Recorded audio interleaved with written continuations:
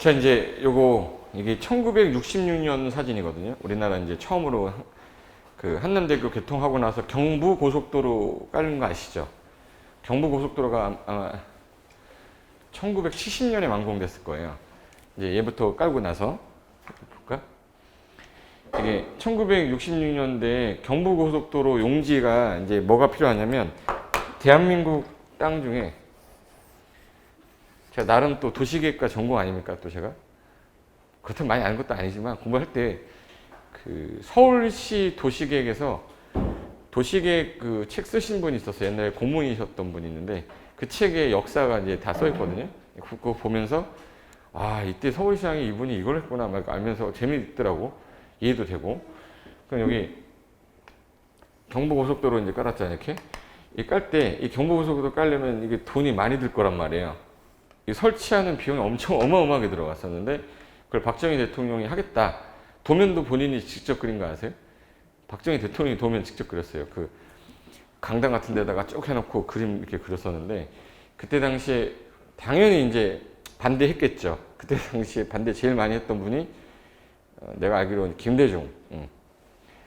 지금 우리 농민들 먹고 살 돈도 없는데 무슨 고속도로 건설이냐 해서 이제 야당에서는 반대를 많이 해서 막 쓰러지고 막 이랬었는데 이때 그 경부고속도로를 만들었던 가장 큰 발판이 뭐냐면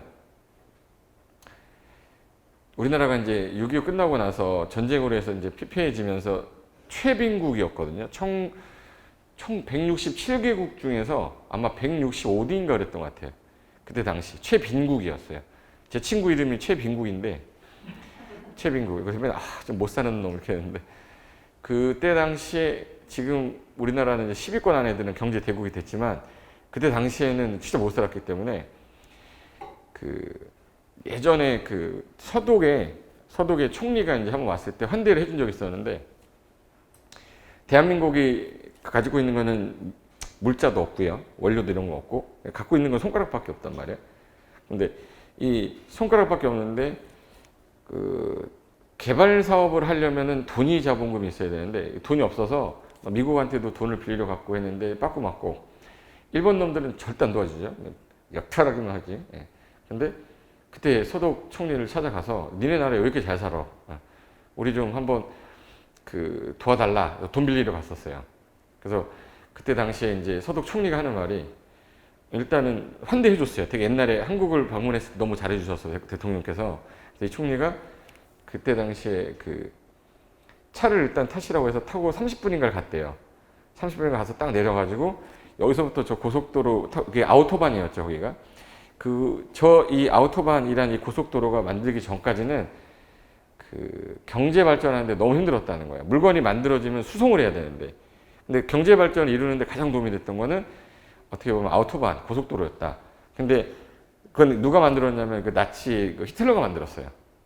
그때 이제 물자 넘기려고, 보내려고. 그때 만든 거라 저희도 창피한 일이지만 이걸로 인해서 경제 발전하는 데는 도움이 더 많이 됐다. 대한민국을 갔던 내 기억에는 산들 논밖에 없었는데 제대로 된 도로가 없다 보니 이게 물건을 만들어도 한국까지 가는데 시간이 너무 많이 걸리면 이거는 불편하다. 그래서 제일 먼저 하셔야 될 게 그런 거 하셔야 된다. 기간시설 사업. 그래서 그러면 잘 됐습니다. 돈 좀 빌려주세요. 했더니 그냥 우리가 대가 없이 빌려줄 수는 없으니까 파독이라고 해요. 파독 아세요? 그 무슨 영화 있잖아. 그 영화 그 황정민 나오는 거. 황정민 나오고 배에서 막 떨어지면서 아빠 하는 거 있잖아요. 국제시장. 국제시장에 보면 황정민이 광부로 가는 거예요. 파독해가지고. 그때 쟤네들이 제일 이제 원했던 게 광부랑 간호사. 간호사 이제 시체 닦는 사람들 있죠. 전쟁으로 인해서. 둘이 제일 독일에서 제일 싫어하는 업종 중에 하나가 광부랑 그거였는데 그거 보내달라 해서 보내줬어요. 보내주고 돈을 빌려서 그 돈 발판에다가 이거 고속도로 설치하려고 한 거예요. 고속도로 설치하려고 했는데 자금이 그래도 부족해요. 그래서 서울시 땅을 자세히 보시면 이 개 2마리가 엉덩이 들고서 만들고 있는 것처럼 보이잖아요. 여기 한강에 지나가면 개 1마리, 개 2마리예요. 근데 여기가 그때 당시에는 이게 서울이 아니었단 말이에요. 우리나라는 공장을 지금 현재 여기 종로에는 전부 다 우리나라 주요 기관 시설 사업이 있었고 공장 단지는 여기 구로 이렇게 해서 여기도 이쪽에다가 공장들을 엄청 져놨었어요. 혹시 그 영등포 그러면 우리 딱 떠오르는 게 뭐예요? 영등포 구로 그러면 공단이잖아 다. 그럼 여기서 나온 게 인천 항으로 가야 되잖아. 인천 항으로. 그래서 여기 경인고속도로 연결이 되잖아요. 이쪽에 있는 물건들 다 일로 실어서 인천 가려고 그랬던 거예요. 그래서 우리가 이 영등포하고 종로 이쪽이 이제 한양이니까 여기만 개발이 됐는데 그동안 오른쪽에 잠자고 있던 이 성남시로 들어와 있었거든요. 여기 이렇게 해서 서울로 편입을 시키면서 그러면 논밭 다 밀어서 구획 정리를 딱 해서 여기도 이제 뭔가 해볼 건데 여기는 공장이니까 공장이 아닌 다른 시설을 좀 넣겠다. 주요 시설 중에서. 그래서 여기가 영등포인데 오른쪽이 무슨 쪽이죠? 동쪽이잖아. 그래서 이걸 영동이라고 했었어요. 그래서 이걸 영동지구 이렇게 한 거거든요. 영등포의 동쪽으로 개발하겠다고. 그래서 영동지구 개발한 이게 강남 개발이에요. 그래서 여기 경부고속도로 용지도 무상을 좀 취득하기 위해서 여기 있는 땅을 개발해서 평당 10원, 20원 하던 거를 구획 정리해가지고 3,000원으로 만들어버리니까 금액이 엄청 올라가잖아. 그 돈 갖다가 이제 좀 이제 정치 자금도 좀 쓰고. 그래서 여기, 강남 지역의 토지 구획 정리 사업이라고 써 있잖아. 이분이 그 손정목이라는 분이 이분이 도시계획 그 책 쓰신 분이에요. 그 시립대학교 명예교수인데 강남 개발을 전개하게 된 원인이 이거였었던 거였어요. 그래서 이제 서울에서 부산 간 고속도로 준공해서 박정희 대통령이 이제 막걸리 뿌리던 그 사진입니다. 그리고 여기가 우리가 지금 있는 데가 어디냐면 이 테헤란로 있죠. 이란의 수도 테헤란. 수교를 하고 나서 이제 이 테헤란로 만들어지고 거기 이란에 가면 서울로가 있어요.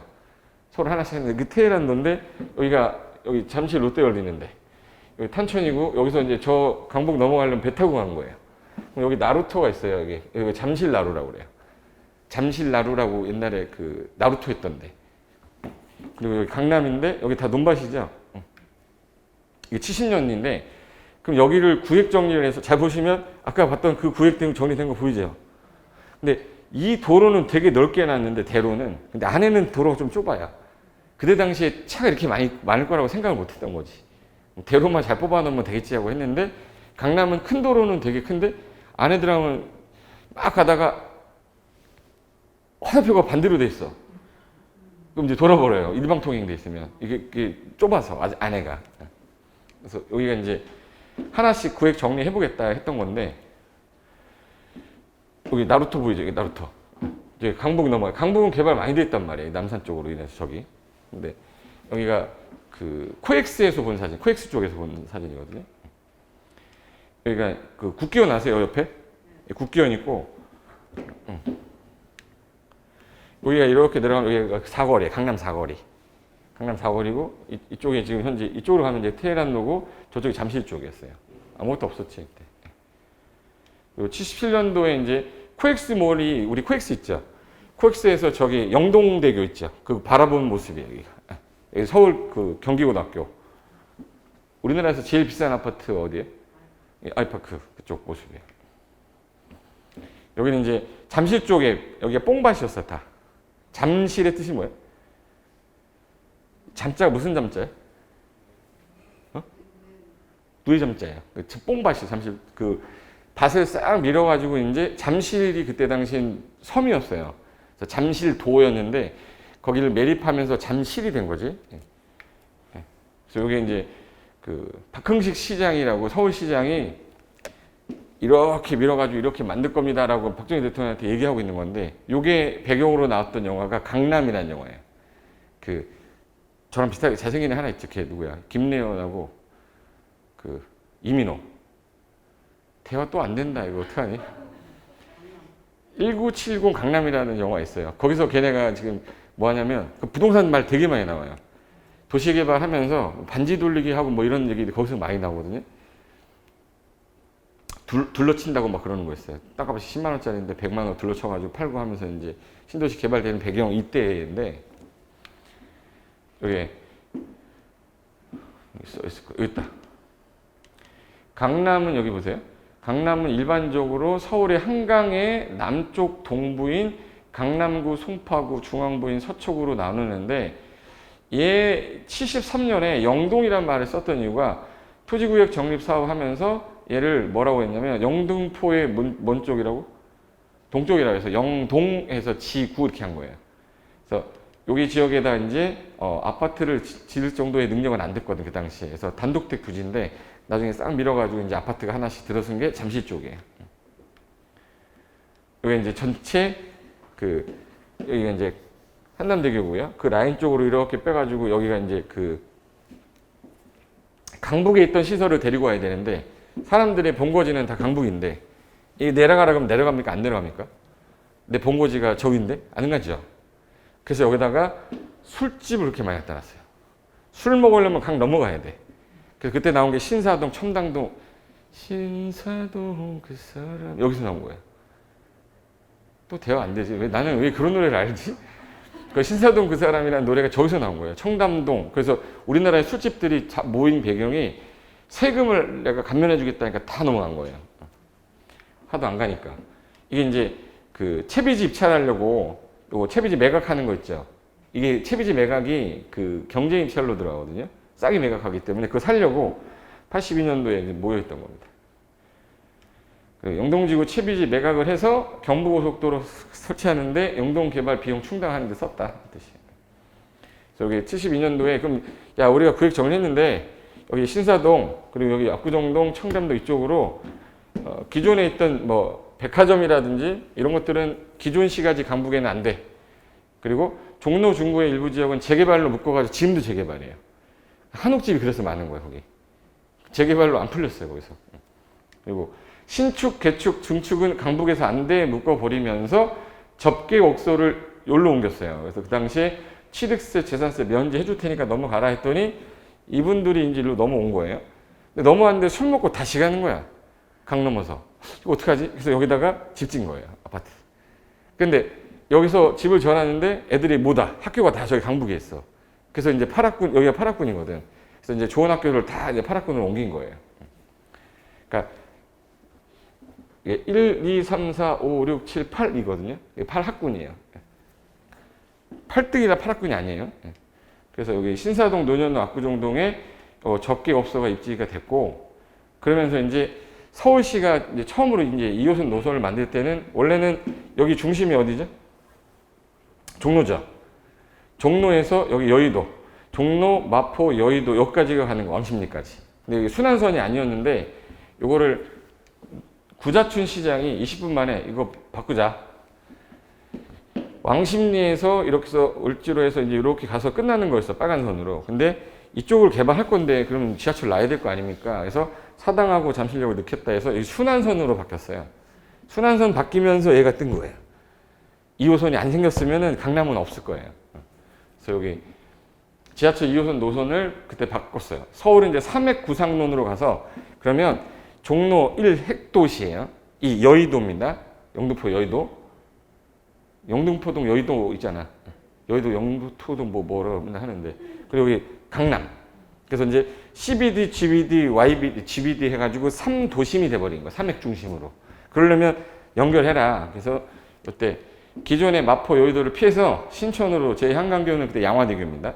그래서 당산으로 연장하고 구로 지나서 쭉 신림동 관악구청 앞까지 와서 잠실 뚝섬 왕십리까지 순환으로 바꾸면서 이쪽이 뜬 거예요. 그래서 잠실이 옛날에는 이게 섬이었었어요. 잠실 도라고 보이죠?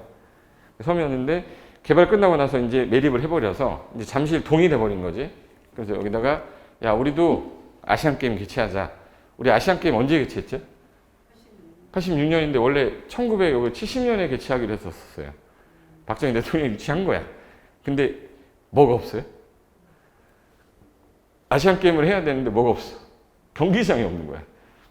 유치는 했는데 경기장을 하려고 이게 돈이 없는 거예요. 그래서 그때 그 전 개최지로 옮겼습니다. 다시 마이너스 돈 내고 벌금 내고 그러고 나서 안 되겠다. 우리도 아시아 경기를 좀 한번 서울에 한번 해보자 했다가 안 된 거예요. 동대문으로는 안 되는 거예요.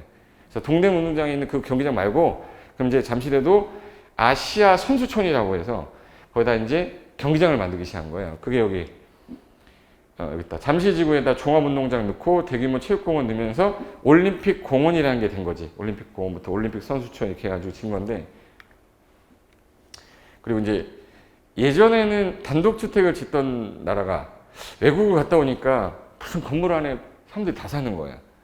근데 물을 틀었는데 뜨거운 물이 나오는 거야. 신문물을 느낀 거죠. 그래서 우리도 아파트 지어야겠다 해서 최초의 이제 반포주공이랑 압구정 현대아파트인데 이게 77년, 78년이면 벌써 몇 년이 된 거죠? 40년 이상이 넘었죠. 그럼 얘는 이제 뭘 해야 되죠? 그래서 반포는 들어갔고 압구정도 이제 재건축하려고 준비 중인 거예요. 그때 당시 이게 8천만 원인가 그랬어요. 근데 지금 20억이 넘었으니까 30억이죠 이제. 35억 막 그러던데. 그리고 여기 음마아파트 있죠. 음마아파트. 요 앞에가 움집 있고 이 아주머니들 봐요. 음마아파트에 사는 사람들 물 지금 현재 그 빨래하러 가시는 분들이에요. 1982년. 이게 평당 68만 원인가로 분양한 건데 70만 원이지 거의. 그러니까 2,100만 원 정도 했었어요. 아파트 한 채가. 음마아파트가 지금 25억 가는데 그때 당시에는 뭐 음마는 달리고 싶다 그거 따라한 것 같더라고. 그래서 여기 동호수 지정 선착순 지금 계약해라 해서 여기 31평형, 34평형 써 있죠. 31평형이 방 3개, 거실 하나. 34평은 화장실 2개. 이렇게 된 거. 그리고 여기가 그 유명한 그 화신부동산이라고 우리나라 중개사가 아니라 그때 당시에는 자격증이 없을 때였어. 85년에 만들어진 거라서 이때 당시 여기 요 숄 있죠, 숄. 뭐예요, 이거? 밍크숄이야. 이거 입으면 일단 동네에 있는 강남 부자들이에요. 따라다니는 아줌마들 있죠. 그래서 이게 복부인이라고 했는데 복덕방에서 난리친 부인 복부인이라고 그래요. 그래서 요 아주머니는 남편이 이제 사우디 가서 사우디에서 돈 보내준 거 갖고 땅 샀었어요. 그래서 그때 당시 묻지마 투자라고 강남 쪽 개발되면서 그걸 봤던 사람들이 여기저기 그냥 땅만 사는 거야, 나오면. 그래가지고 그때 다 부자 됐고 남편 사우디에서 오면 이혼하고. 되게 많았어요. 사우디에서 돈 다 보내놨든지 돈 벌었다고 이혼하는데 그래서 그때 당시 이혼율이 되게 높았어요. 그럼 이제 보세요. 얘가 원래 서울이 아니었는데 이거 뭐지? 노른자죠. 계란 후라이잖아 이거. 그럼 이 오른쪽 강아지 엉덩이 쪽이에요. 강동, 송파, 강남, 서초예요. 그리고 관악 쪽이고 동작. 근데 노른자위라는 단어를 그 네이버에서 검색하시면 뭐라고 나오냐면 사물의 핵심이 되는 곳 이렇게 써 있어요. 사물의 핵심이 되는 곳. 그리고 밑에 EX에 사례해가지고 여북의 젊은이 이 동네 노른자위가 어둠의 찜인가 이렇게 써 있어요. 그러니까 부동산 할 때 쓰는 게 노른자위가. 근데 그러면 서울시 핵심은 옛날에는 여기 어디였어요? 여기 종로 중심이었단 말이에요. 중구가. 근데 지금 일로 옮겨왔는데 얘가 대한민국 땅에 세계 구를 더하면 0.1%예요. 전체 땅에. 근데 충북, 충남, 전북, 전남 땅값 다 더한 것보다 얘가 더 비싸요. 여기. 전국토의 0.04% 강남구만 하면 근데 3구를 다 더해버리면 3구가 지금 현재 0.1%예요. 근데 여기 전남북도, 전라남북도, 충청남북도를 더한 가격보다 얘가 더 비싸요. 요 세 군데가. 어마어마한 거죠, 이거. 느껴야 돼, 이거. 이게 아까 전에 말했던 강남 송파 개발하기 전에. 아까 제가 영동 그러면은 아까 여기죠, 여기. 그래서 옛날에 나루토 지나가지고 한성 갔잖아요. 말 타고 와가지고 여기다가 하루 전날 자고 가야 되니까 말죽 걸어준다 해서 말죽거리 양재동. 서쪽 양재동 거기가 말죽거리예요. 근데 그 지역의 땅값이 평당 200원 뭐 이 정도 했었는데 지금 3억입니다. 그러니까 150만 배가 올랐거든요. 땅값이 150만 배가 올랐는데 물가는 50배 올랐어요. 보여줄게. 옛날에 얘네 둘이 지금 눈빛 봐보세요. 눈빛 보이세요? 예, 지금 영동에 살던 애가 전화 온 거야. 그랬더니 얘네들이 궁금해가지고 야 영동이란 시골에서 니네들 왔다며 해서 구경하는 거예요. 그때 당시 교과서입니다. 명란이의 자충우돌 서울살이 해가지고 야 영동에서 전화 왔대 촌뜨기다 막 이거야. 그러니까 영동 그러면은 되게 생시골로 기억하는 건데 지금은 영동지구 잠실 강남 그러면 다르죠. 제가 대학교 때 보통 자기소개하러 나가면 그 지방에서 올라온 애들은 뭐 이렇게 울산에서 온 누굽니다. 뭐 이렇게 얘기해요. 사투리 쓰면서. 근데 서울 애들은 그렇게 안 해요. 서울 잠실에서 오 막 이래요. 근데 제가 잠실 안 살았거든요. 풍납동 살았거든요. 풍납 7동하고 잠실이 이제 거의 비슷해요. 그래서 풍납동이라고 얘기를 하면 못 알아들어요. 그래서 잠실에서 왔는데 그러면 오 강남 이랬었어. 우리 대학교 다닐 때도 강남에서 온 애다고 막 이렇게. 근데 그 영동 그러면 완전 생시골이었는데 지금은 뭐 너무 달라졌죠. 한번 보실까요? 60년대 중반이면 65년도거든요. 그때 공무원이 월급 1만 원인데 쌀 한 가마니 5천 원이었어요. 그러니까 두 가마니. 그리고 그 파고다 담배가 50원이었을 때니까 이 네 갑이면 땅 샀었습니다. 한 평씩. 그러니까 개발되기 전에 항공사진 72년도 이건 이제 강북 종로. 그러면 그때 당시에 짜장면이 100원, 라면이 20원. 짜장면이 요즘에 한 5천 원 정도 하죠. 더 비싼 건 뭐 만 원도 하지만 일반적인 짜장면으로 봤을 때 50배 오른 거예요. 근데 보시면 2004년도에 200원이었던 게 1억까지 올랐거든요. 2021년 현재 3억입니다, 평균. 그럼 150만 배가 오른 거잖아. 50만 배에다 3배 하니까. 그럼 150만 배가 올랐는데 물가는 50배 올랐어. 그럼 그때 당시에 저축을 했어야 돼요? 여기 땅 샀어야 돼? 그렇지, 그렇지. 이거 그래서 공부하는 거야. 옛날에 여기 성동구역 썼거든요. 이 강동, 송파, 강남이. 근데 나중에 4개로 쪼개지면서 강동, 송파, 강남, 서초로 바뀐 거고 요때 개발 들어간 거예요. 나눠주면서. 지금 현재는 25개 구로 나눠졌는데 그 중에서 인구가 제일 많은 구가 어디예요? 어디예요? 송파예요. 80만이 넘습니다. 평택이 얘보다 20배인가 커요. 근데 그게 50만이에요. 평택 값이 비싸겠어요? 얘가 비싸겠어요? 얘가 비싸지. 인구가 많은데. 수요가 많으면 당연히 가격이 올라가야죠. 여기서 제일 인구가 적은 데가 어디예요? 제일 조금 좀 저렴한데. 이름은 금천인데 이름은 금이에요. 기분 나쁘라고 하는 거 아닌데. 금천구 같은 경우가 제일 저평가돼 있었어요. 여기가. 그리고 이 조금 전에 이제 사람들이 강남으로 진입을 못 하니까 대부분 다 어디 갔어요? 관악구, 구로구, 금천구로 갔단 말이야. 영끌 해가지고 다 절로 갔어, 지금. 대출 규제하고 이자 올리고 그러면 이 사람들 이제 끝났어, 이제 또. 그 상황인 건데, 지금. 근데 서초동 강남 가고 싶은데 못 가니까 과천 갔거든요. 근데 송파 강남 못 가니까 성남에 판교로 간 거잖아. 근데 솔직히 판교하고 과천은 서울이죠. 예. 전화번호도 공이 쓰는데 뭐. 근데 과천시지만 서울시 전화번호 씁니다. 근데 지금 현재 신도시 중에서 이쪽 라인의 땅값이 비싼 이유가 이런 거였다고 그랬잖아. 봐볼까? 서울시 아파트 88년도에 아파트 가격이 강남하고 강북하고 얼마 차이가 안 났는데 10년 사이에 1.5배 되더니 20년 사이에 2배가 넘었어요. 평균 가격입니다. 현재 5천이 넘었고 얘가 2,400인가 그래. 1.5배 정도가 더 비쌉니다. 강남이. 강남 보면 이게 구획 정리돼 있죠. 이게 토지구획 정리 사업 한 거기 때문에 좀 노란 색깔이 뭘 것 같으세요? 도로예요. 그럼 도로 밑에 뭐 다니죠? 누가 G라고 그러더라고. 도로 밑에 지하철 다닙니다. 지하철 노선이에요. 그럼 얘는 내가 여기서 딱 내리면 일로 가도 지하철, 절로 가도 지하철, 일로 가도 지하철이에요. 그러니까 강남은 역세권이 아닌 데가 없어요. 그 중에서 주 핵심은 요 테헤란로자. 2호선과 만나는 라인은 9호선하고 7호선이에요. 그래서 297, 297 이렇게 하는 거예요. 297 라인에 아파트 사라고 하는 이유가 저거거든요. 2호선을 타야 강남 일하러 가고 9호선을 타야 신논현 가고 뭐 이러니까 사람들이 그 라인을 요 라인으로 보는 거죠. 요 라인. 그래서 여기가 강남 사거리고요. 우리가 지금 현재 여기로 와가지고 여기쯤에 있는 거예요. 70년대 여기 강남 사거리. 여기 옛날에 뉴욕제가 있는데 그리고 여기가 무역센터. 월드 트레이드 센터, 무역센터, 삼성동 있죠. 여기 잠실이 지금 현재 개발이 안 됐을 때. 여기 이제 뭐가 들어섰죠, 이렇게. 무역센터 들어서고, 여기저기 아까 평당 200만 원 하던데요. 200원 하던데. 지금 3억 정도 하고 있습니다. 얘 하나 있어. 얘 주변에 다 바뀌었어요. 다 바뀌었지. 이걸로. 뭐, 이렇게 되는 지역이 앞으로 또 나올까요? 나올 겁니다. 어디서 나올까, 이제? 이미 세종은 늦었고. 그럼 어디로 가야 돼? 새만금. 근데 새만금은 내 땅이에요, 국가 땅이에요?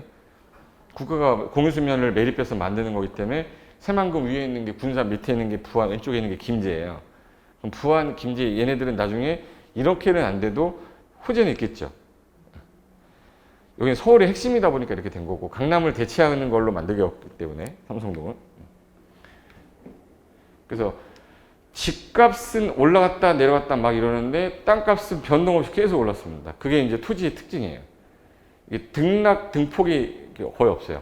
그러니까 폭등, 폭락이 아니라 꾸준히 급상승이에요.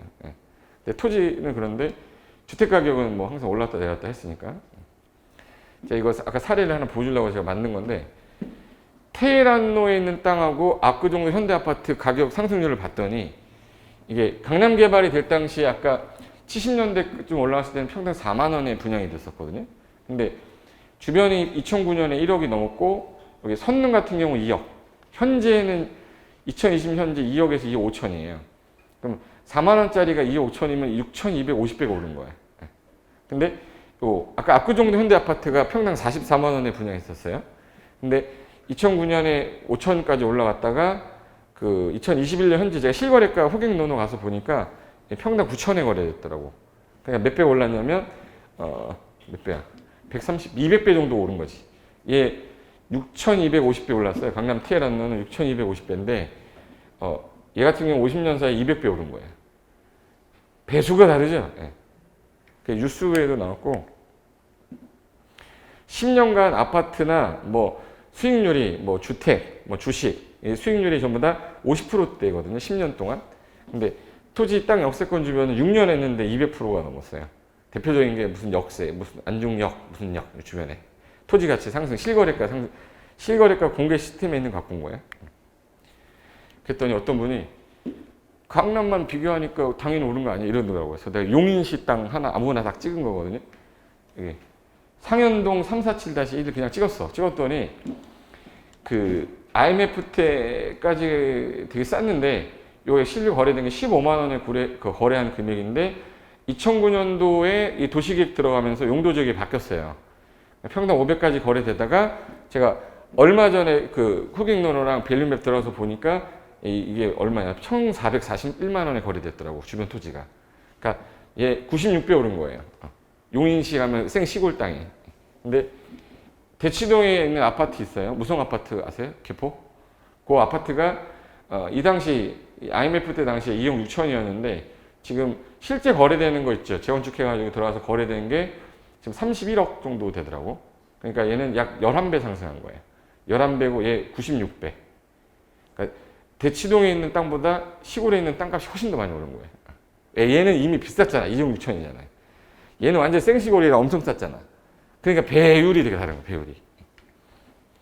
그러면 이렇게 해가지고 지금 신도시를 만들어 놨어요. 만들어 놨는데 얘 벌써 몇 년 됐어요 지금? 이때 당시 지금 재건축을 했잖아요. 그럼 30년, 40년이 흐르면 새로 개발된 땅에도 있는 건물들이 뭐가 되죠 이제? 노후화돼요. 그럼 이제는 새로 개발을 해야 돼요? 다시 개발을 해야 돼요? 다시 개발하니까 재개발이라는 거가 있어 정비 사업에 들어가는 거예요 이제. 도시개발 사업을 해서 분양을 다 해서 건물들을 다 지어놨는데 이게 시간이 흘러서 3, 40년이 된 거예요. 그럼 이제 건물들은 보통 내구 연한을 40년을 잡습니다. 40년이 지나고 나니까 건물 요거 하나만 철거해서 새로 짓기에는 너무 아까운 게 얘도 해야 되고 쟤도 해야 되고 다 해야 돼. 근데 도로는 좁아 죽겠는데 이거 어떻게 하지? 그럼 이걸 하나의 블록 단위로 묶어가지고 싹 밀어서 고층화시키고 중간에 도로 넓히자. 이런 생각이 들기 시작한 게 재개발 사업입니다. 그래서 그걸 도시재개발법이라고 있었는데 그 재개발법에 있던 게 도시재개발 사업이 있어요. 주택재개발 사업. 이때가 97년도 뭐 터졌을 때죠? IMF. 그리고 나서 10년 뒤에 10년 주기설이죠. 미국발 서브프라임 모기지 있죠. 서브프라임이 뭐야? 서브프라임? 혹시 서브웨이라고 아세요? 이거 먹는 거 말고 지하철 있죠. 지하철. 서브가 아래에 있다는 뜻이거든요. 아래. 프라임. P-R-I-M-E. 프라임. 이게 직급을 말하는 건데 상위 1등급이고 이게 15등급이에요. 근데 15등급은 이제 좀 최하위 계급이라고 봐요. 이들한테 대출을 해준 거예요. 대출, 영어로 모가지. 얘네들한테 모가지를 해줬어요. 모기지를 해가지고 10억짜리 아파트 사는데 9억 대출해줬어요. 1억만 있어도 10억짜리 집을 사는 거야, 이 사람들한테. 근데 미국에서 은행이 이제 약간 문제가 생기면서 집 가격이 폭락이 됐어요. 10억짜리가 5억이 된 거야. 대출 갚을 상한 능력도 없고. 그래서 그때 난리가 난 거죠. 그러면서 그게 우리나라까지 넘어온 건데, 이때 IMF가 끝나고 난 다음에 부동산 경기 죽으니까 한번 살려보겠다고 뉴타운 재개발 활성화했거든요. 그리고 서브프라임 모기지가 딱 떨어졌을 때, 그럼 물어봐야겠다. 여기가 재개발 사업을 하려고 하는데, 여기 아파트 있죠. 이 아파트가 지금 현재 2,000세대 정도 되는데, 여기가 이편한 세상이에요. 30평형대가 지금 현재 한 7억 정도 합니다. 근데 여기 재개발 구역에서 싹 밀고 나면 아파트 질 거 아니에요? 아파트 질 건데, 조합원들한테는 비싸게 줘야 돼요? 싸게 줘야 돼요? 내가 집을 내놓고 헌집 주고 새집 받는데 나는 원가를 받아야 될 거 아니에요. 그래서 이 아파트 30평형대가 예를 들어 4억이야. 4억이면 난 조합원이니까 난 4억을 내고 받으면 되죠. 기존에 갖고 있던 집 가격이 3억이었다. 몇 억만 내면 돼요? 1억만 내면 이 아파트 갖는 거예요. 여기는 푸르지오예요. 푸르지오고 여기도 2,000세대 정도 돼. 비슷하죠? 그럼 얘 얼마까지 올라가겠네? 7억까지 가겠죠. 이걸 조합원 프리미엄이라고 그래요. 조합원이 되면 7억에는 할 수 있는갑다.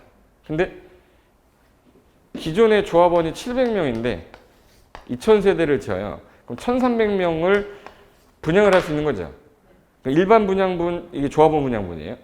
조합원한테 주고 남은 일반 분양분은 팔 때 이거 7억에 내놓으면 안 사요. 6억에 나와야 돼. 그래야지 일반 프리미엄 보고 사는 거 아니에요. 그럼 이제 요 6억을 갈 거다. 그럼 4억짜리가 6억 가는 건 조합원 프리미엄. 요 6억에서 7억 올라갈 거다 하는 게 일반 프리미엄이에요. P 프리미엄. P는 알죠? 그럼 이 상태인데 그러면 재개발 사업을 여러분이 봤을 때 해야 돼? 하면 안 돼요? 여기 사람들 모여서 이거 사업 해야 돼? 안 해야 돼? 재개발을 어떤 분이 그렇게 얘기하는데, 주거 환경이 열악하기 때문에 주거 환경의 개선을 질을 향상시키고 뭐 이런 거 하는데, 결론은 그 다 좋은 얘기 다 필요 없고 돈 때문에 하는 거예요. 내가 살고 있는 집이 나갔다 들어왔을 때 좋아지면서 집값이 올라야지 사업을 하는 거예요. 사업성은. 근데 2008년도에 뭐 떨어졌댔죠? 그래서 집값이 폭락하면서 얘가 3억이 된 거야. 3억 5천이 된 거. 반토막이 났어요. 근데 물어볼게요. 그럼 재개발해가지고 이 아파트 받을래요? 그냥 이거 매매로 그냥 살래? 매매로 사야죠. 맞죠? 근데 만약에 일반 분양분이 나와서 청약 넣어야 돼. 얘 3억 5천인데 6억에 청약 넣어요? 안 넣어. 그럼 얘가 가격이 떨어지고 있으면 재개발은 진행이 된다, 진행이 안 된다? 안 되죠. 그래서 2008년도부터는 서울시 전역이 재개발 스탑이 된 거야. 이 집값이 떨어지니까 재개발을 하면 안 되고 재건축을 하면 안 되죠. 그래서 2008년부터 2011년도까지 집값이 어떻게 떨어졌냐면, 이 급상승하다가 2008년까지 노무현 정권까지는 계속 올라갔었어요. 근데 이때부터 2008년 서브프라임 모기지로 이렇게 떨어지기 시작한 거야. 이게 이제 9년, 이게 10년, 이게 11년, 12년. 그래서 집값이 떨어지니까, 자, 옛날에 사면 올랐거든요.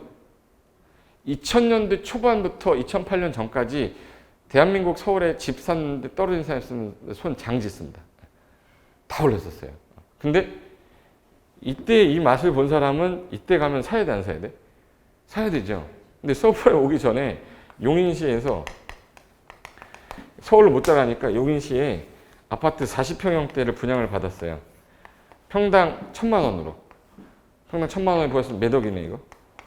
4억인데 이게 제 친구입니다. 갑이 2억을 대출을 꼈고요. 아버지한테 1억 받고 자기 돈 모은 거 1억 넣어가지고 이거 받았어요. 근데 분당의 아파트가 7억까지 갔거든. 30평대가 7억인데 40평대가 4억이면 최소한 6억에서 7억까지는 가겠지라고 해서 분양을 받았어요. 제하고 나서 이거 2억으로 떨어졌습니다. 거래가 안 되면서 2억으로 떨어졌어. 잘 봐요. 그럼 이거 이거 집을 갖고 있는 게 맞을까요? 이거 팔아야 되는 게 맞을까? 갖고 있으면 뭐가 나가죠? 대출 이자인데 또 이거 사채 썼어. 그럼 사채가 매달 한 500만 원씩 내야 되는데 월급이 520만 원인데 그래도 얘가 6억까지 갈 거라고 생각하고 산 건데 얘가 몇 억이 돼버렸어요? 그럼 이거 팔아야 돼? 팔면은 내 2억 날아가는 거죠. 2억에 팔아서 대출 갚으면 끝나는 거잖아. 그럼 팔아야 돼? 가지고 있어야 돼요? 애매하잖아 이거. 그래서 HP가 등장한 거예요. 휴대폰 아니에요? 이게 뭐야? 하우스 푸어. 집은 있는데 가난해지는 사람들. 하우스 푸어가 나온 게 2011, 12년도에 나왔어요. 여기. 하우스 푸어 등장했다는 얘기는 집값이 폭락을 하니까 집을 팔 수도 없고 가지고 있으면 이자 나가고 이러면서 이 인구가 200만 가구가 늘었어요. 그럼 이제 이 정권이 누구 들어왔냐면 이제 여기서 이명박 정권에서 누구로 바뀌었지? 박근혜 정부로 바뀔 때 이분이 하셨던 게 뭐냐면 13년도, 14년도 갈 때 부동산 가격을 올리고 싶은데 아무도 집을 안 사는 거야. 그럼 사게끔 해야죠. 너 그러면 취득세 감면해 줄게. 너 2년 안에, 나중에 5년 안에 팔면 양도세 안 내게 해줄게. 그러면 사람들이 하나씩 집을 사기 시작하는 거야. 하나씩 집을 사기 시작하니까 14년에서 15년이 바닥이다 할 때였어요. 그러다가 이제 옆집이 사니까 안 돼. 나 가만히 있으면 안 돼. 이제 바닥이야. 빨리 사야죠. 그래서 다시 이제 올라가기 시작한 거야. 그러다가 이제 17년도에 그분이 가셨죠. 가시고 이제 문정부 들어섰잖아요. 문정부 들어오면서 이렇게 올라가니까 규제 시작했어요. 다시. 이때는 분양하라고 막 그냥 풀었어요. 그래서 재개발이 이때부터 다시 활성화된 거야. 다시 집값 올라가니까 빨리 분양해야 될 거 아닙니까? 재개발해야 되니까.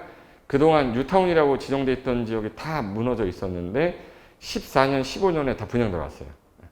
바닥이라고 생각하니까. 그래서 그게 여기 상승시키기 위해서 세제 변화를 시키면서 막 이제 상승폭으로 올라가니까 이제는 너무 올라가니까 서울시집 잡으려고 문재인 정부에서 안 되겠다. 야, 이제 니네 집 사고 2년 동안 거주하지 않으면 니네는 비과세 안 해줘. 그래서 조정 대상 지역이라는 규제를 둔 거예요. 그러면서 이제 제도가 나온 건데 이게 다 왜 나왔는지를 알면 아 그래서 조정 대상 지역이 나온 거야? 그럼 이해되면 암기라도 되는데 아무것도 모르고 조정 대상 이렇게 외우면 무슨 의미가 있어요? 그래서 처음에 문재인 정부가 옛날에 이제 그 노무현 정권에 있던 분이었기 때문에 한 방에 그 다 터뜨려 버렸습니다. 이제 집 사시고 양도할 때는 옛날에는 제가 처음 부동산 살 때는요 3년 보유 2년 거주해야 양도소득세 1세대 1주택 비과세 받았어요. 그러니까 3년간 보유하고 2년을 살아야지만 됐어요. 근데 그거를 규제를 좀 완화하면서 3년 보유를 2년으로 바꿨어요. 그러다가 2년만 보유하고 팔면 된다. 또 부동산 막 사니까 안 되겠다 하다가 다시 2년 거주라는 걸 집어넣은 게 조정 대상이에요. 그리고 집 사는 사람들이 자꾸 살 때 현금 주고 사요? 대출 받아서 사요? 대출 DTI 규제하겠다, LTV 규제하겠다가 나온 게 조정 대상인 거야.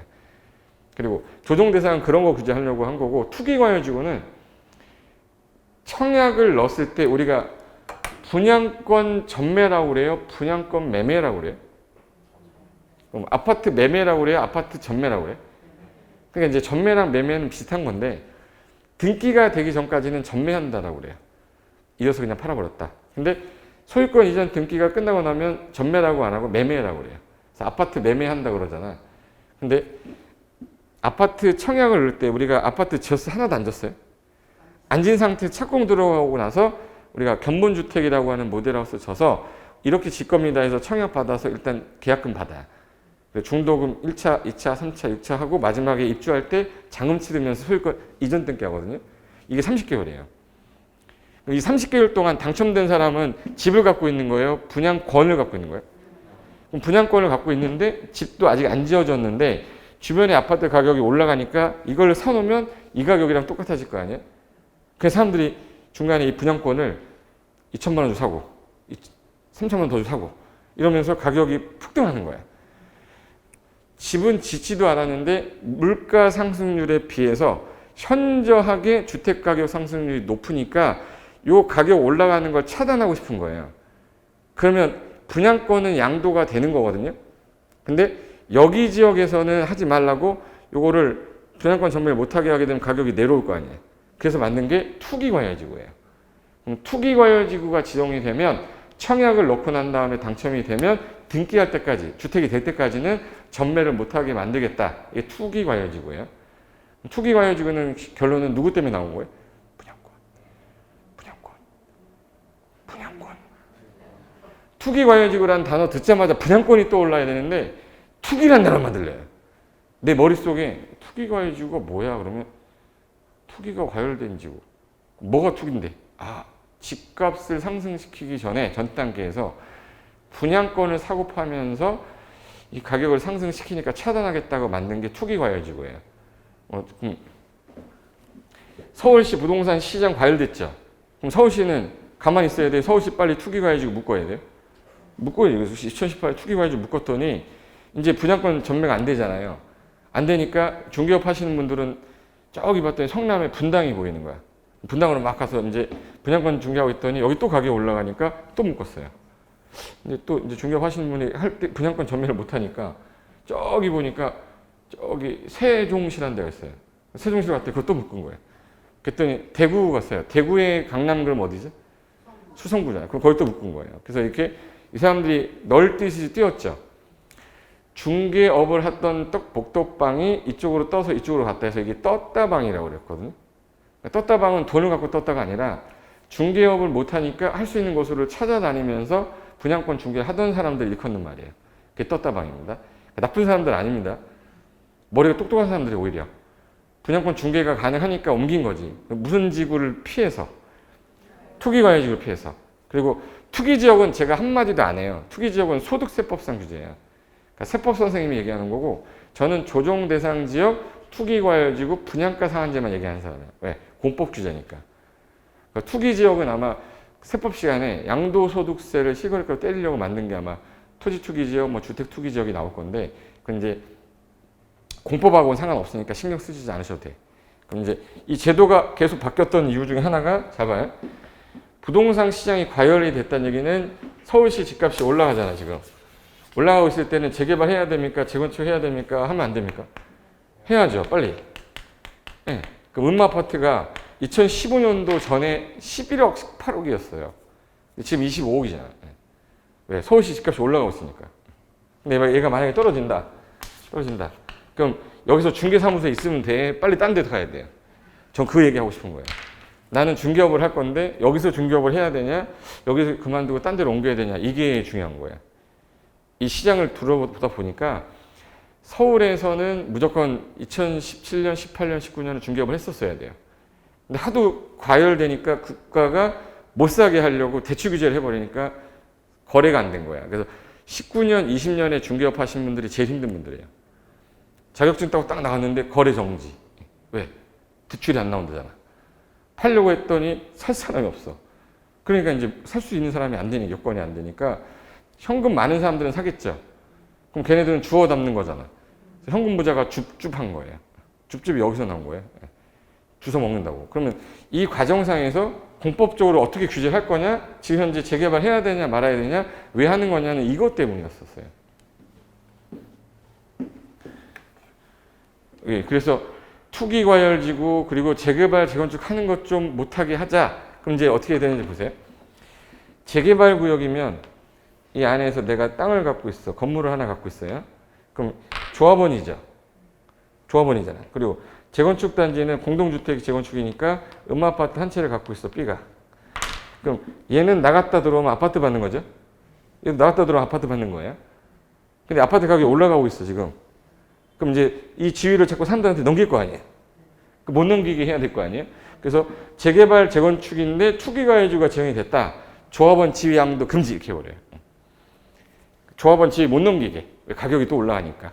그러면 재개발하고 재건축 중에 어디가 규제가 조금 더 셉니까? 재건축. 재건축이 더 세요. 투기도 많고. 그러면 재건축은 조금 빨리 못 팔게 해야 합니다. 조합설 인가 나자마자 못 팔아요. 지위 양도가 안 돼. 근데 재개발은 조합설이 인가 받고 사업시 인가 받고 관리처분 인가 받아서 철거 들어갈 때부터 못 팔게 했어요. 어느 게 규제가 더 센 거네. 재건축. 이건 중개업을 하실 때 이걸 모르면 중개를 못해요.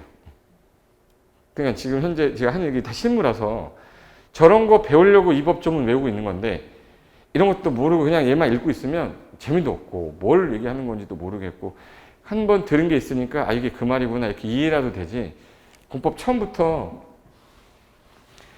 그저 딱 이거 외우고 앉아 있으면요 한 3월달 정도 가면 포기하려고 그래요. 난 6개월을 했는데 하나도 모르겠다. 모르는 게 아니라 아직까지 익숙해지지 않은 거지 모르는 거 아닙니다. 근데 조금 더 빨리 이해하기 위해서 제가 설명을 드린 거고. 자, 그럼 정비사업이라는 거 왜 하는 거냐면 이미 개발된 지역에서 개발이 안 된 지역에서 개발이 된 지역에서 다시 하는 거잖아요. 리노베이션, 리디벨롭먼트에서 다시 한다는 뜻이잖아요. 정비하는 거야. 근데 서울시 여기 지도상에서 구획 정리가 잘 되는 거는 여기 강남 쪽이죠. 기반시설 잘 돼 있어요? 잘 안 돼 있어요? 잘 돼 있죠. 근데 여기 보시면 이렇게 돼 있고 관악구 가면 이렇게 돼 있어요. 달동네. 여기도 주택이 있고 여기도 주택이 있고 여기도 주택이 있거든요. 근데 사업이 똑같을 수가 없잖아. 자, 기반시설이 잘 돼 있으면 건물이 오래됐어요. 그럼 이거 철거하고 건물만 다시 져야 돼요? 기반시설 다시 깔아야 돼요? 이건 재건축이 되지. 그럼 재건축은 강남 쪽이 대부분이겠네. 근데 여기는 건물이 오래됐는데 기반시설도 엉망이야. 그럼 싹 밀어야 되죠. 재건축을 해야 되는 거예요? 재개발을 해야 돼요? 그래서 재개발은 강북 쪽에 많은 거예요. 달동네 있죠. 달동네에 있는 사람들은 하루 먹고 살기도 힘든데 그 사람들이 사업을 해라, 재개발해라 그러면 안 해요. 그래서 이제 국가가 강제로 해줄 수밖에 없다. 그래서 주거환경 개선 사업 했었어요.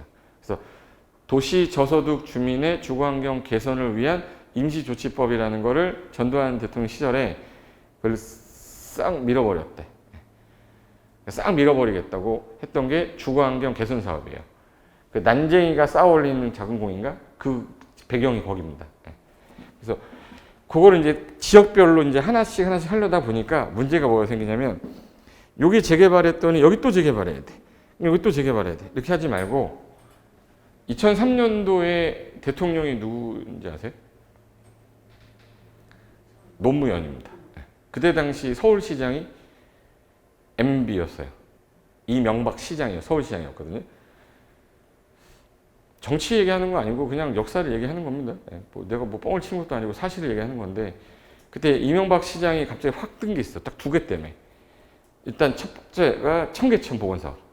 그거 하나랑 조그맣게 재개발 이렇게 하고 있으니까 이건 안 되겠다. 광역 재개발 하자 해서 새로 만든 도시에서 뉴타운이라는 걸 만들었어요. 그래서 1차 유타운, 2차 유타운, 3차 유타운까지 나왔는데 처음에 1차 유타운으로 나왔던 게 여기인데 그 자동차 먹이가 뭐죠? 기름 뉴타운. 여기서 기름 뉴타운이 여기 나왔어. 기름 뉴타운 어디 있어? 15 뉴타운. 여기 있다. 기름 뉴타운. 그 다음에 그 두 번째가 나온 데가 어디예요?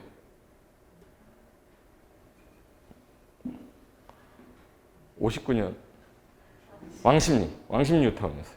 왕십리 뉴타운. 그 다음에 저기 은평에 있는 은평 뉴타운 있거든요. 요 세 개가 시범 뉴타운으로 지정이 딱 됐을 때 기름 그 지역에 있던 지역을 강남에 있는 아파트처럼 높게 초고층화시키고 국제학교 넣고 뭐 이렇게 했대. 그러니까 완전히 혁신적인 게 강남에서 강북으로 온 거잖아요. 사람들이 이제 눈이 파닥 뜨면서 야 저기 사야겠다. 그러면서 사람들이 막 몰린 거야. 그랬더니 2차 유타운을 또 발표해달라. 그래서 국회의원 공약이 다 뉴타운이었어요. 자기가 국회의원이 되면 우리 구에다 뉴타운을 만들겠다 해서 뉴타운이 25개가 지정이 된 건데 지금 뉴타운이라는 게 누가 아까 한 거라고 그랬죠? 서울시장이. 그럼 서울시장이 법을 만들어요? 조례를 만들어요? 서울시 의원들하고 조례 만들잖아. 그러니까 자치법률로 만들었기 때문에 이 매가리가 없어요. 법적인 근거가 없이 가다 보니까 진행이 안 되는 거야, 이게. 그래서 안 되겠다. 도시 재정비를 위해서 특별히 법을 하나 만들자 해서 도시 재정비 촉진에 관한 특별법을 만들어서 이거를 도시 재정비 촉진지구라고 만들었어요. 그래서 지금은 뉴타운이라는 말이 없어졌고 지금은 재정비 촉진지구라고 그래요. 원래 뉴타운이었었어. 그래서 이 25개구 뉴타운 중에서 없어진 데도 있고요. 제가 살았던 데가 여기 강아지 보이세요? 여기 꼬리 쪽에 있는 데가 제가 들어갔던 지역입니다. 부가현 뉴타운이라고 1-3구역인데 제 인생 걸고 제가 연립 지어가지고 분양한 건데 진짜 비싼 벽돌 있죠. 비싼 벽돌 갖다 붙이고 막 이랬는데 재개발구역 끝에 들어가서 어쩔 수 없이 이제 강제조합원 됐는데 재개발은 동의 안 해도 강제조합원 되거든요. 그래서 어쩔 수 없이 이제 조합원이 돼서 재개발을 해서 지금 신촌 이편한 세상이라는 아파트로 바뀌었어요. 그때 당시가 2006년도에 지정이 돼서 진행하다가 2011, 12, 13년 쉬었다가 2015년에 분양 떨어진 거야, 저때. 바닥 친다고 했을 때 박근혜 정부에서 이제 많이 올려놨잖아요. 그때 여기가 지금 끝나서 1-3구역이 끝난 거예요. 이때 당시 여기 아파트 단지 쭉 해서 여기 아연 고가도로인가 있을 거예요. 그거 없애면서 그쪽에 가구 단지 있거든요. 그 뒤쪽이 다 재개발 구역이었어요. 여기 1차, 3차 유타운으로 진행한 거고 요 위에는 되게 많은데 밑에는 별로 없죠. 정비할 게 없어 여기는. 그러니까 유타운이 나올 일이 없고 천호하고 거여 마천 여기만 현재 딱 2개 있었고 나머지는 없었습니다. 거의 왼쪽 아니면 오른쪽이었어요. 위. 그래서 강아지 2마리 기억하세요? 그래서 단어가 사업시행인가라고 써 있죠. 사업시행인가라고 왜 썼는지를 설명드리려는 거예요. 아까 제가 도시개발 사업을 하려면 사업하는 시행자 정하랬죠. 시행자가 작성하는 계획을 아까 사업을 실시하기 위한 계획이다 해서 뭐라고? 실시계획. 실시계획 인가받아야 착수한댔잖아요. 근데 정비사업은 여기는 기반시설이 좀 열악해요. 열악하면은 싹 밀어야 되니까 무슨 사업을 해야 돼요? 재개발 사업을 해야 돼. 기반시설이 잘 돼 있으면은 여기는 뭘 해야죠? 재건축 사업을 해야 돼요. 달동네 같이 막 정비 기반시설은 완전히 열악합니다. 시에서 해주던 사업이 주거 환경 개선 사업이에요. 그럼 사업이 몇 개네? 3개죠. 근데 얘를 실시계획이란 말을 쓰면 못 알아들어요. 그럼 얘는 재개발 사업 시행계획, 재건축 사업 시행계획. 그래서 실시계획이라는 표현을 사업 시행계획으로 바꾼 거예요. 그럼 사업 시행계획 인가가 떨어지면 여기 있는 사람도 이거 밀기 전에 몇 평 아파트 받을래? 이렇게 신청을 받아야 돼요. 그럼 이게 사업 시행 인가가 승인이 됐다는 얘기는 분양 신청하라는 뜻이에요. 그래서 나는 32평형 신청하겠다, 나는 24평형 신청하겠다, 그 단계에 온 지역이에요. 그래서 여기 하나 동네만 싹 하니까 나중에 보니까 여기는 잘 돼 있는데 여기랑 연결이 안 되고 여기는 잘 돼 있는데 여기랑 연결이 안 되는 거야. 그래서 안 되겠다. 이거를 광역적으로 개발을 하면 안 될까? 그래서 하나로 통칭해서 묶어버렸던 게 이게 뉴타운이었어요. 그래서 뉴타운이란 이름이 뭐로 바뀌었다고 할까? 지금은 뉴타운으로 하자 했다가 이게 법이 바뀌면서 재정비 촉진지구로 바뀐 거예요. 그래서 신문이나 뉴스에 재정비 촉진지구, 재촉지구라고 하지 뉴타운이란 말은 그래서 사라진 거예요. 그럼 이제 사례 한번 볼게요. 이 아파트 보이세요? 여기가 여기랑 비슷했었어요. 근데 기반시설 잘 돼 보이세요? 잘 안 돼 보이세요? 잘 안 돼 보이죠? 그럼 이거는 싹 밀고 다시 깔아야죠. 무슨 사업 했겠네, 이거? 재개발 사업에서 입주한 지 얼마 안 된 아파트인데 여기가 또 재개발 구역이에요. 이편한 세상 들어와 있는 건데 지금 현재 여기가 1005세대인데 입주한 지 2달이 됐습니다. 근데 여기가 18평이 5억, 24평 6억, 32평이 7억이에요. 근데 여기가 재개발 구역이 지정됐어요. 그럼 내가 여기 살고 있는 사람입니다. 그럼 나는 재개발은 우리가 해야 되니까 뭐 설립을 해야지? 조합 설립해야 돼. 그럼 이 아파트를 이제 새로 지어서 얘네들이 헌집 내놓고 새집 받는 거죠. 그래서 우리는 정비 사업을 두꺼비 사업이라고 하거든요. 두꺼봐 헌집 줄게 새집 다오 이거예요. 헌집 줬으니까 새집 주세요라고 하는데 조합원한테는 싸게 줘야 되잖아요. 그래서 이게 조합원 분양가는 3억이고 얘는 4억이고 얘는 5억이야. 근데 얘가 얼마네 지금? 18평이 5억인데 조합원은 얼마에 받네? 3억이죠. 그럼 이제 기존에 있던 700세대가 나갔다 들어오면 300세대 정도는 팔아야 되거든요. 그래서 일반 분양가는 4억이야. 그럼 이제 내가 물어볼게요. 여러분이 갑인데 34살인데 결혼할 거예요. 와이프가 집은 있니 해서 없어. 집을 마련해야 돼요. 그럼 여기서 이 아파트 18평 주고 사는 게 맞아요? 청약 누구 이거 4억짜리면 사는 게 맞아? 아니면은 이 조합원 되는 게 맞아요? 조합원 되면 평생 결혼 못 합니다. 조합원이 돼서 이 아파트 바뀌는데 10년 걸려요. 그럼 44살에 결혼해. 아파트 마련하는 거야. 무슨 말인지 알죠? 그러니까 어쩔 수 없이 뭘 사야 되는 거예요? 요걸 사야지. 지금 당장 집 결혼할 거면. 근데 제가 24살입니다. 24살이면 이거 사시면 안 돼요. 난 지금 당장 답으로 그냥 필요한 게 아니라 난 여기 있는 물건을 예를 들어서 3억짜리 사면 이건 적응환권이라고 그래요. 아까 제대로 받으면 적응한지였죠. 근데 여기는 3억짜리 내가 빌라가 있었는데 조합원한테 18평형을 3억이 분양하면 내가 3억짜리 갖고 있었으니까 나갔다가 이 아파트 받으면 끝나는 거야. 이거 적응환권이에요. 2억짜리 있던 애가 이거 받으면 증환권 되는 거고 1억 내셔야 돼. 분담금으로. 나 5억짜리 있었는데 18평 나는 큰 평수 필요 없어. 그러면 3억 하면 2억을 내가 받아야 돼. 감안권이라고 그래요. 아까 증환지 감안지 했었죠. 그 내용을 여기서 그대로 쓰기 때문에 개발법을 먼저 공부하는 거예요. 그러면 이걸 사야 되는데 나는 조합원이 되고 막 이런 거 싫어. 그러면 청약 넣어야지 이거. 청약 넣어서 당첨되면 몇 억이에요? 4억이에요. 근데 청약 통장도 없어. 돈도 없어. 그럼 재개발구 저거 사야 돼요. 시간이 들더라도. 제 말 이해된 거죠? 여기가 자 2008년에 서브프라임 모기지 오면서 여기가 올스탑 됐던 이유가 요 아파트 5억짜리 있죠.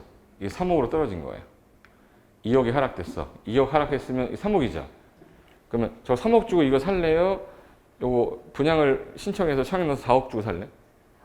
3억 주고 사야죠. 조합원 돼서 10년 뒤에 3억짜리 받을래요? 그냥 살래요? 그러니까 이 재개발 사업 하면 돼. 일단은 스탑해야 돼요. 이 아파트 가격 오를 때까지 기다렸다가 해야 돼요. 그래서 항상 재개발, 재건축은 투자를 할 때 옆에 있는 아파트 가격을 보고 투자를 하는 거지 이 아파트가 뭐 위치가 그런 거 다 필요 없습니다.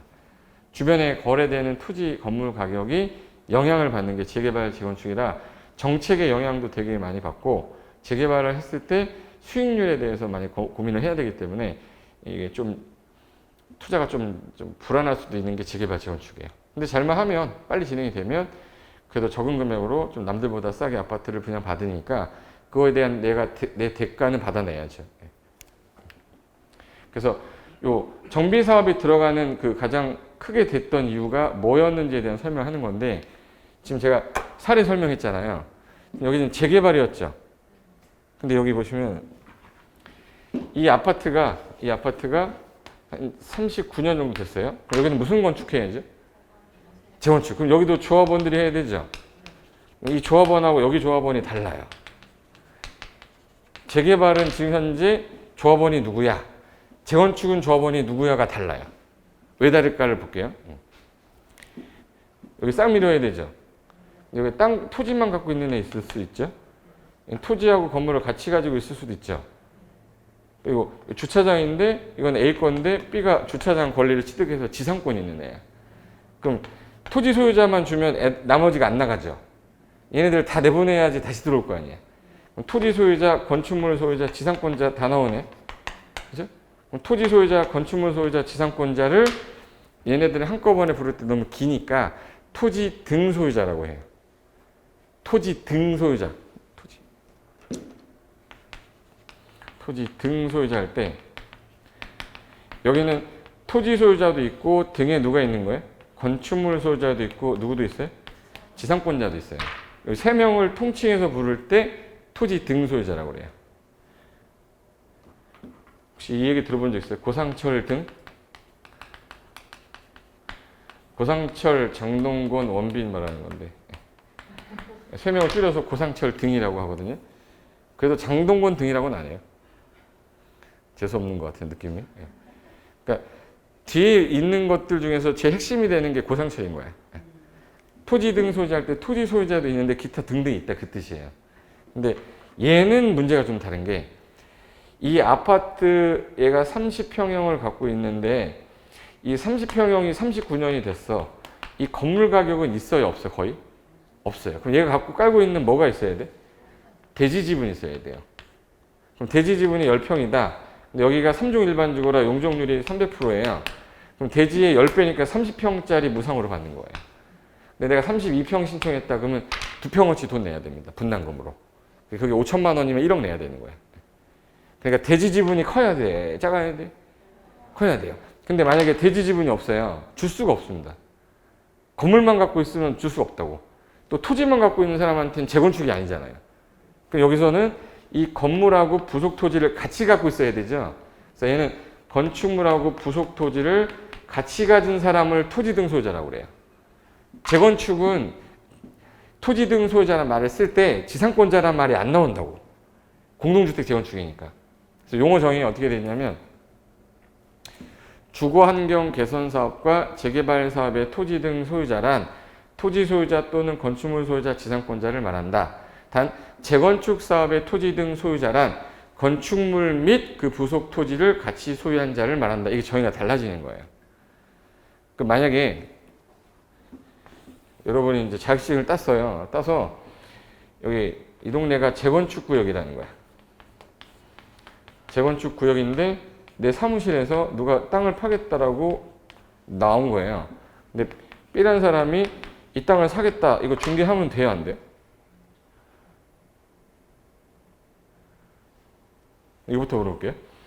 재건축 구역에 있는 그 부동산을 사려는 사람은 왜 사는 거죠? 재건축 저거 하려는 걸? 조합원이 돼서 뭘 받으려고? 아파트를 받으려고 하는데 토지만 나왔대요. 조합원이 될 수가 없잖아. 제가 건물하고 부속 토지 같이 가진 사람만 조합원이 됐잖아요. 이거 중개하시면 끝나는 거예요, 이거. 재건축 조합원이 되려면 토지하고 건물을 같이 가진 사람만 조합원이고 토지나 건물만 따로 가진 사람들은 나중에 매도 청구 대상자예요. 시가로 돈 받고 나와야 됩니다. 그러니까 중개하시면 안 되는 거야. 그게 용어 정의에서 나온 거야. 그래서 토지 등 소유자 그러면 재개발하고 재건축이 같은 뜻이 아니다라는 거예요. 재개발은 토지 소유자 또 건축물 소유자 또 지상권자인데 재건축은 어떻게 해야 돼요? 건축물하고 부속 토지를 함께 같이 가진 자 이렇게 설명해야 돼. 그래야지 이해가 되는 거예요. 그럼 이제 제가 사례를 들어서 설명한 건데 이거를 이제 법조문에서 어떻게 표현하고 있냐만 딱 보시면 대충 감은 잡아야 돼요. 처음에 다 이해가 안 돼요. 오늘 도시개발하고 정비사업을 제가 같이 한 이유는 이 개념 잡으려고 하는 거야. 외우라고 하는 거 아니에요. 한번 도시개발만 끝내고 잠깐 쉬었다가 제가 정비사업 정리할 건데 자 그럼 오늘 한 거니까 도시개발 사업은 특정한 산들론을 싹 밀어서 토지 구획을 정리해서 시가지로 만들거나 단지를 조성한 사업입니다. 근데 택지개발 사업은 수용 방식밖에 없는데 도시개발은 수용 방식도 있고 환지 방식도 있고 혼용 방식도 있어요. 시행자가 하는 방식이.